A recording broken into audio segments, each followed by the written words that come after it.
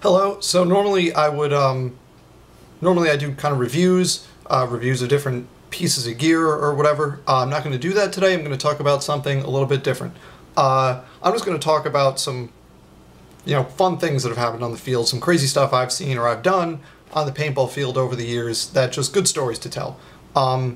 If you're familiar with Tiger and his WebDogRadio YouTube channel, kind of inspired by his War Stories series of videos, but a little bit different in that, one, these won't be things that I've done for the most part. They'll be things that I've witnessed, things that other people have done when I was on the field. And two, there won't be any big lessons or anything for the most part. It's just fun stories to tell and fun stories to listen to, I hope. So without further ado, I'm just going to jump right into it and tell the story of one of the craziest things I've ever seen on a paintball field in the 8 or so years I've been playing. So let me set the stage for you. This was a couple years ago. I believe this was in the game called Western Wars at EMR in 2009. So EMR is kind of the East Coast mecca for paintball. They do a half-dozen big games a year, including Castle Conquest and Pumpers Pandemonium. And one of their yearly games every June is Western Wars, and it's a big game. There's always, I don't know, feels like a couple hundred people, maybe 300 or 400 people. Lately it's been a 2-day game, but I believe back in 2009 it was only a 1-day event. But anyway, so we're at EMR, we're playing, and there's this big fortress right in the middle of the field. And for the purposes of Western Wars, which is, the two sides are settlers and the natives, this big fort was called Fort Worr, spelled W-O-R-R, just like the game. And between the fort and kind of an open speedball area, there's a low kind of stone wall. Just maybe 2 feet high, 12, 18 inches wide, stone wall. And along the stone wall, so you get this wall, and along the wall there's, trees, and there's kind of thick brush and everything on one side, and then on the other side it's more open because it's the speedball field.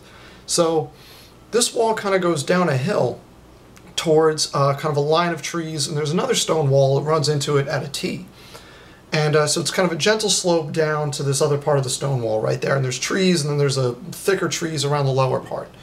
So we're fighting our way from about the middle of the speedball field, past Fort Worr, down to that thicker line of trees, and then beyond it there's an open field, and there were objectives there, whatever it was. So we're fighting our way kind of down across the speedball field, and there are a number of people both in front of and behind that further stone wall, and there were people opponents along the one that came up the hill. And my team, the team I'm on, Zombie Defense Force, there were probably 4 or 5, maybe 6 of us in the vicinity, on either side of the wall working our way down.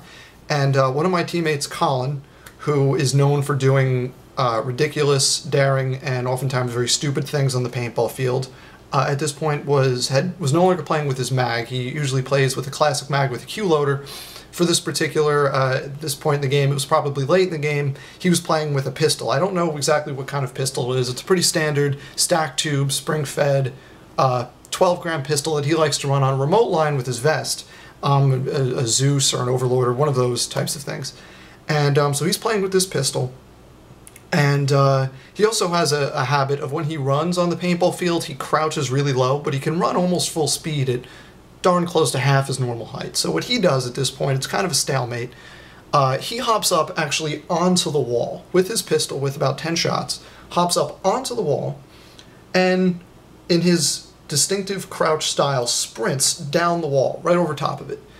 And as he's running, pop, pop, 2, maybe 3 opponents that were right on the wall and just didn't see him coming. They were looking somewhere else.